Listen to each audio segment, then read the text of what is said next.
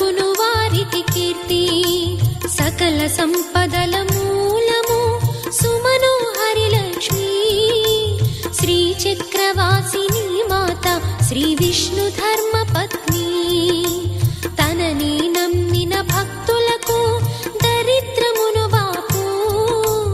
కొలిచెడి వనితల కొంగులలో బంగారము నింపు. అష్టలక్ష్ముల రూపున అవతారం దాల్చినది.